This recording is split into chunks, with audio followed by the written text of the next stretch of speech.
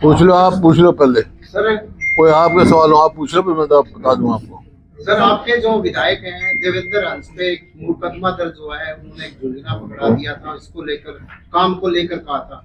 ऐसे ही फलाना के जो आपके विधायक हैं उनके साथ भी ऐसे हुआ था, उन्होंने भी शिकायत की थी। इस तरह की जो घटना को लेकर क्या कहेंगे? देखिए, ये मामला कानून व्यवस्था शुरू होता है।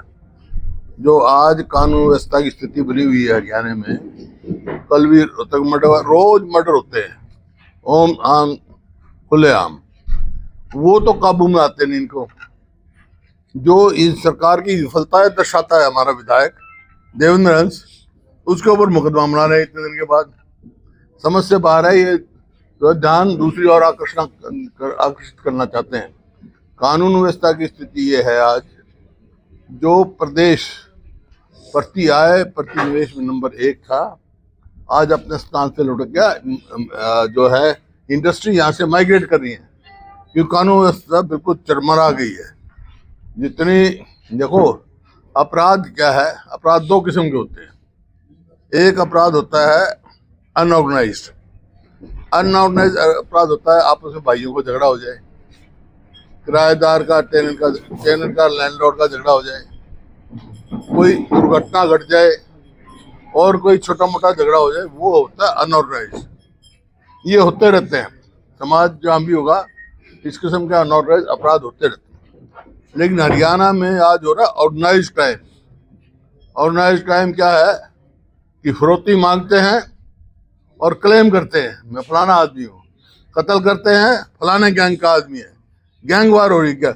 हरियाणा में सबसे ज्यादा आज गैंग बने हुए हैं, 50 से 60 तक गैंग हैं। और ये मैं नहीं कह रहा, जो केंद्र की गृह मंत्रालय है उसकी रिपोर्ट है।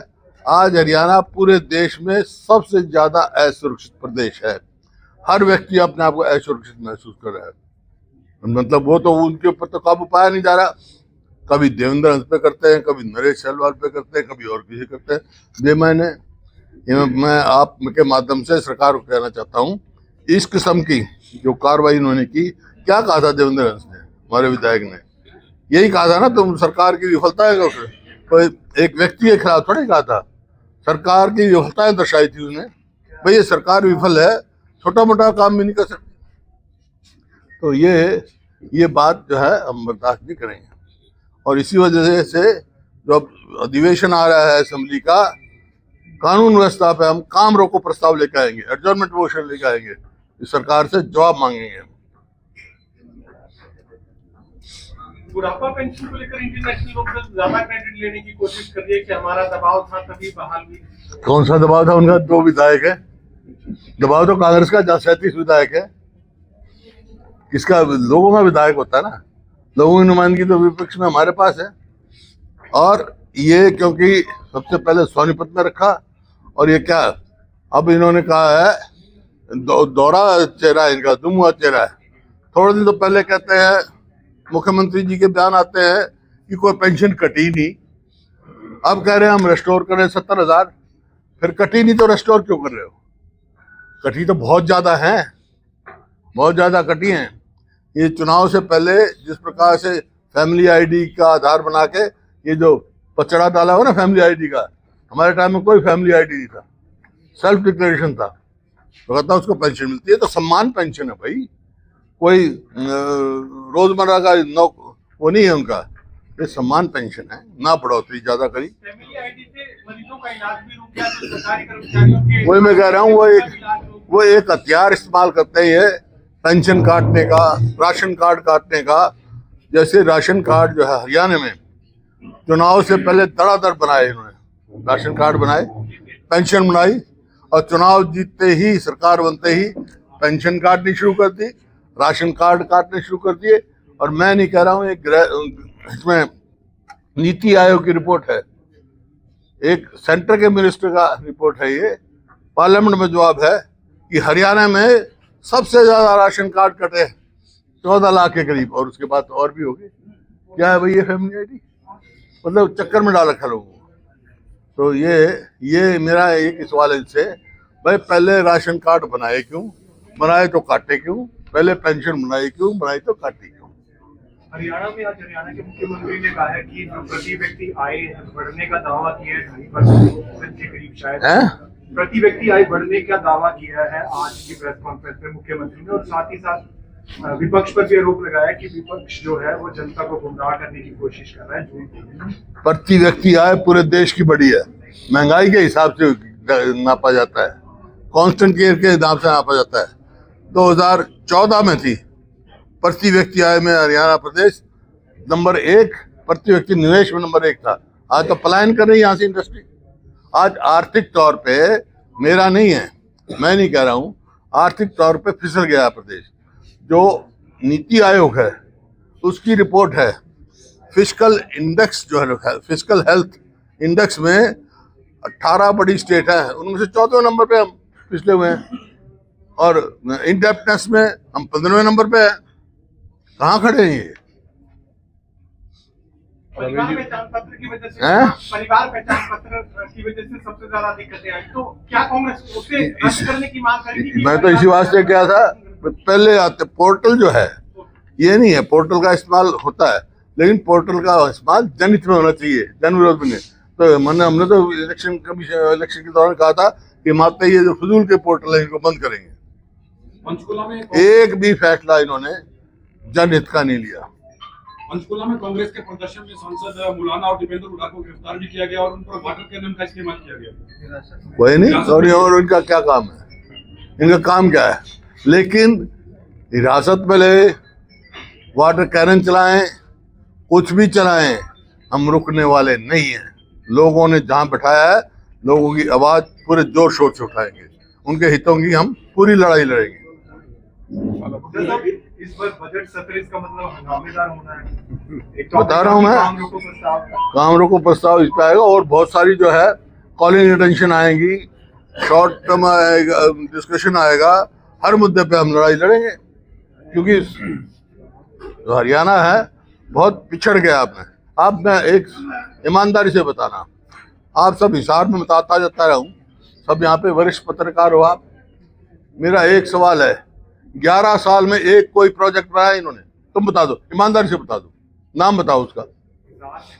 हिसार में, हिसार की एयरपोर्ट का ही दावा है। एयरपोर्ट तो हमारे सामने, चेयरमैन साहब बता देंगे। एयरपोर्ट, बात सुनो, एयरपोर्ट का जो है चौधरी अजीत सिंह से हमने मंजूर कराया था, वो नई बात नहीं है। और कितनी बार इन्होंने एक जगह चलाएंगे जहाज, उसका उद्घाटन करते हैं, फिर 2 दिन में बंद हो जाता है। नहीं, एयरपोर्ट को इन्होंने बनाया, एयरपोर्ट पहले बना हुआ है, उसकी एक्सटेंशन चौधरी अजीत सिंह केंद्रीय मंत्री थे, उनसे हमने कराया था, कांग्रेस के समय में हुआ था। बताएंगे कब हुआ? और कोई एक काम बता दो आप, हमारे समय में यूनिवर्सिटी बनी, थर्मल पावर प्लांट लगा, कितनी सड़कें बनी, रेलवे लाइन मंजूर हुई, तो अब तक से सीधी वाया मैम हिसार में। इन्होंने क्या किया भाई, एक तो बता दो। यही सारे हरियाणा का हाल है। कहीं भी कुछ, मैं हर जिले में जाता हूँ, उनसे पूछता हूँ, पत्रकारों से पूछता हूँ, कहते हैं ये तो किसान का तो बुरा हाल कर रखा है। क्या कहेंगे कि हम 24 फसलों पे MSP देते हैं। बार बार मैं सवाल पूछ चुका हूँ, आज भी आपके माध्यम से सवाल पूछ रहा हूँ, भाई 24 फसलों का नाम बता दो जो हरियाणा में पैदा होती है। मैं भी किसान का बेटा हूँ, 24 फसलों का नाम बता दो। खाद का कट्टा पहले 50 किलो का होता था, घटा के पहले फिर 45 किलो कर दिया, फिर 40 किलो कर दिया, भाव वही रखा, लेकिन वजन घटा दिया। लोगों को मूर्ख बनाने के सिवा और कोई काम नहीं। अमेरिका भारत में जो व्यापार समझौता हुआ, इसके हरियाणा के किसानों पे पड़ने वाले प्रभाव का आकलन कांग्रेस ने कर लिया है, और उनके हितों को किस प्रकार से कांग्रेस सुरक्षित करे? केवल हरियाणा नहीं, पूरे देश के किसान की बात करो, देश के किसान की बात करो। ये जो हुआ है ये डील, ये किसान के हित में नहीं हुई है। मान लो कपास है, बांग्लादेश कपास मिलेगा और 0% उसके ऊपर ड्यूटी लगेगी, हमारे ऊपर 18% लगेगी। कैसे कम्पीट करेंगे हमारे आदमी? अगर हमारे को उनके साथ 0 टैक्स करवाना है तो पहले अमेरिका से कपास खरीदनी पड़ेगी। इसका मतलब यहाँ के किसान बर्बाद होंगे। इसी प्रकार से जो आपके ये है ग्रेन डिजिटल ड्रायर, जो ग्रेन है DDG, उसका आप देखो वो क्या मकई है ना, मकई के उसका क्या किसान का क्या होगा, है जी। इसी प्रकार से आप कोई भी काम देखो, अमेरिका के प्रोडक्ट होंगे, दाल है, सीरियल्स हैं, उनमें एंड अदर्स लिख दिया डील में। अब कौन सी दाल पे लगेगा, मतलब कोई भी आप देखो, ये ओवरऑल देखा जाए तो किसान के हित में नहीं है, ये किसान विरोधी है, ये डील दबाव में की गई है। इसके लिए कांग्रेस हरियाणा प्रदेश के किसानों के हितों की रक्षा करने के लिए क्या कोई पूरी आवाज उठा रहे हैं, पूरा देश उठा रहा है। पार्लियामेंट में राहुल जी बोले हैं, पूरा पार्लियामेंट बोला है, अब असेंबली में भी इस बात की आवाज आएगी, क्योंकि राष्ट्रीय स्तर का है। MP साहब ने खूब सवाल उठाया वहां पे, जयप्रकाश जी ने पार्लियामेंट में उठाया। भाई साहब ने उनको बता दो जरा क्या क्या उठाया। यूरोपियन संघ के साथ मुक्त व्यापार समझौता हुआ हैं? है। यूरोपियन संघ के साथ मुक्त व्यापार समझौता हुआ है। उसके बाद कांग्रेस छोटे पशुपालकों के भविष्य को कितना सुरक्षित मानती है? जो अब अमेरिकन डील से यूरोपियन यूरोपियन कोई वो नहीं है, अमेरिका का है। अमेरिका का तो आप पशु आहार इंपोर्ट कर रहे हो, कौन से हैं भाई वो? इसका मतलब यहाँ के हमारे जो जानवर हैं, जो दुधारू जानवर हैं, वो तो उनके ऊपर आधारित हो जाएंगे। जितनी जेनेटिक वो है वहाँ से कोई उनको पाबंदी नहीं। ये नुकसान हरियाणा का हित का, मैं चेयरमैन रहा हूँ इसका कमेटी का। लोगों में भ्रम की स्थिति हैं? SIR को लेके अभी भी भ्रम की स्थिति है लोगों में। हरियाणा में नहीं, हमने सारे BLA बन गए हैं हमारे, हम नहीं होने देंगे यहाँ पे। हर बूथ पे हम लड़ाई लड़ेंगे। थोड़ा सा HPSC को लेकर के आज पंचकुला में घेराव कर रहे हैं छात्र, और बड़ी धांधली हो रही है इसके अंदर। सरकार भर्तियां तो निकाल देती है, लेकिन वो प्रॉपर तरीके से नहीं हो पाती। प्रॉपर तरीके छोड़ो, हरियाणा के बच्चे दाखिल नहीं होते। युवता जी हरियाणा के बाहर नहीं जाते हैं, लेकिन यहाँ 80 में से 78 बाहर के। कोई देखो, कोई सिलेक्शन देख लो, जो अच्छी पोस्ट है गजटेड 1, वो तो कहाँ है? हरियाणा के बच्चे का नंबर ही नहीं है। जबकि हमारे बच्चे UPSC का एग्जाम क्लियर कर रहे हैं और HPSC में सिलेक्शन नहीं होती। ये तो हरियाणा पब्लिक सर्विस कमीशन नहीं है, ये तो हरियाणा के बाहर उनका सिलेक्शन कमीशन है। सर, राहुल गांधी जी का लगातार दौरा हरियाणा का हुआ, पिछले दिन भी हरियाणा में आए थे और कांग्रेस के नेताओं को एक तरह से सीख देने की बात की थी। कहीं ना कहीं कांग्रेस एकजुट हुई है, कांग्रेस की एक दूसरे के ऊपर आरोप प्रत्यारोप लगा। कोई आरोप नहीं, कांग्रेस एकजुट है। आरोप प्रताप तो BJP में है, देखो ना क्या हो रहा है, कांग्रेस में नहीं, उसमें देखो क्या हो रहा है। विधानसभा चुनाव के बाद में केंद्रीय कांग्रेस का जो नेतृत्व था वो कहीं ना कहीं नाराज नजर हैं? आ रहा था। केंद्रीय कांग्रेस का जो नेतृत्व है विधानसभा चुनाव के बाद नाराज नजर आ रहा था। लंच डिप्लोमेसी के साथ क्या उनको मना लिया गया? क्यों बात करके आया था? किससे बात करके आया था केंद्र से? बताओ आप, इतना सवाल पूछो तो आप ये भी आप जवाब देना चाहिए। मैं फलाने से बात करके आया, उसने कहा था नाराज है। अब अपने आप तुम कहानियां करते हो तो क्या इलाज है? सर, रामनिवास घोड़ेला बड़े नजदीकी रहे आपके, बहुत बार जैसे आपसे एक तरह से आपके आशीर्वाद से पहली बार विधायक भी बने, तो इस बार नजर नहीं आते। जब भी आप आते हैं मेरे पास आते हैं। और MP साहब इनके आपस की थोड़ी सी वो है, उसको आपने मोहब्बत मिलाने का काम नहीं किया। किस बात के? MP साहब को लेकर भड़कते रहते हैं। कोई है ही नहीं। देखो, कोई भी पार्टी हो, परिवार हो, तेरा आपका परिवार है, भाई भी होंगे, बहन भी होंगे, तो विचारों का तो मतभेद हो सकता है ना, मनभेद नहीं होना चाहिए।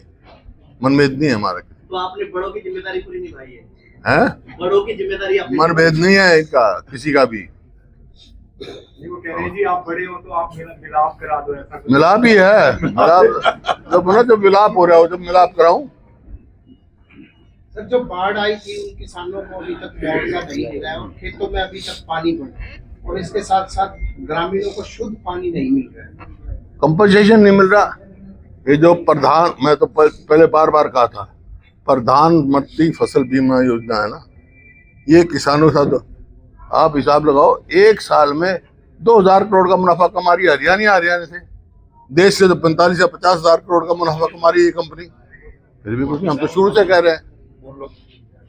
47,000 करोड़ का पूरे देश ने, हाँ 45,000 से 2,000 करोड़ तो अकेले हरियाणा से कमा दिया उन्होंने। जबकि ये कहा जाता है कि अगर एमएसपी दे देंगे तो देश पे जो है 1,50,000 करोड़ का एक एक्स्ट्रा बोझ पड़ जाएगा। अब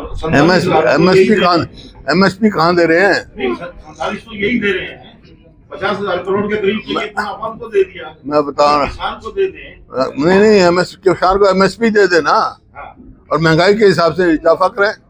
जो कांग्रेस के समय में इजाफा होता था एमएसपी में उतने परसेंट इजाफा करें। अब क्या है, धान आया तो किसान को सस्ता बेचना पड़ा।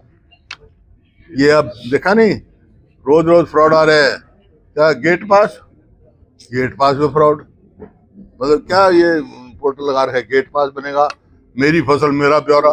है भाई, किसान ने फसल पैदा करी है, यदि मंडी में लाओ, हमारे साथ में भी तो होते थे। अब किसान को अलग से फसल पैदा कर रहे हैं। कांग्रेस की सरकार थी, कोई भी किसान फसल पैदा करते सीधा मंडी में आता था, उसका बिकता था, एमएसपी मिलता था।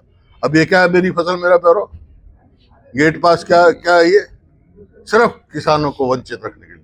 साहब पूरे हरियाणा के अंदर इतना गंदा पानी सप्लाई हो रहा है लोगों के घरों के अंदर, जल घर हम देख रहे हैं। नीलमान जी के साथ में मैं गया हूँ, वहाँ पे उन्होंने देखा कीड़े चल रहे सब पानी के अंदर, लोग कैंसर से पीड़ित हो रहे हैं। क्या कहोगे? जब भी तो बुरा हाल है, जब भी तो मैं कह रहा हूँ ये विफल सरकार है।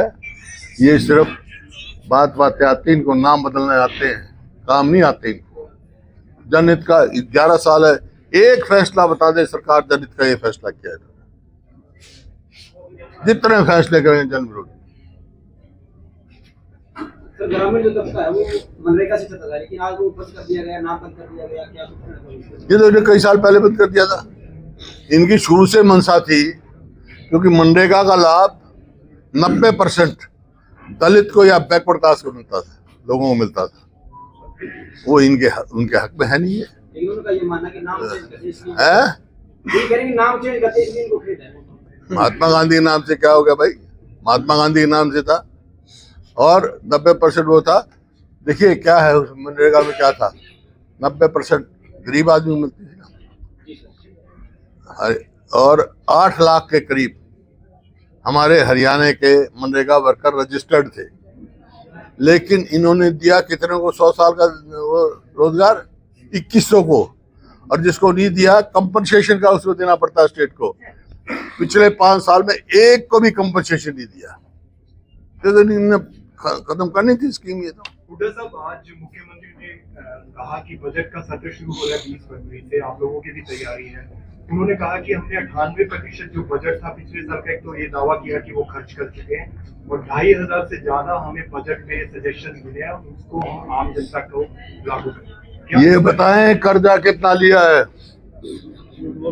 1966 से लेकर 2014 तक कर्जा स्टेट पे कुल 60-70 हजार करोड़ था। अब 60,000 एक 10,000 और बिजली का 70,000 करोड़।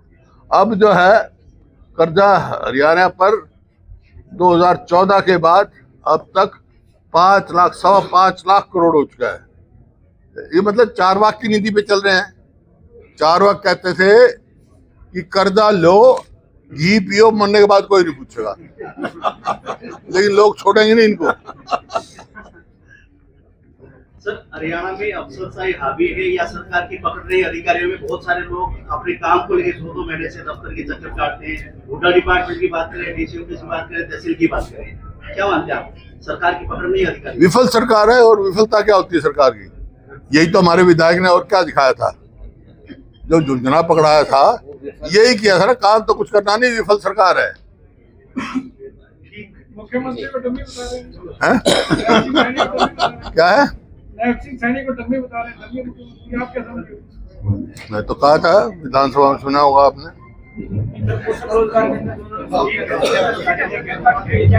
मैं तो ये कहा था, हे चमन ये बता तेरा माली कौन है? यहाँ बैठा है या दिल्ली में बैठा है, या एक फ्यूल 2 माली हैं?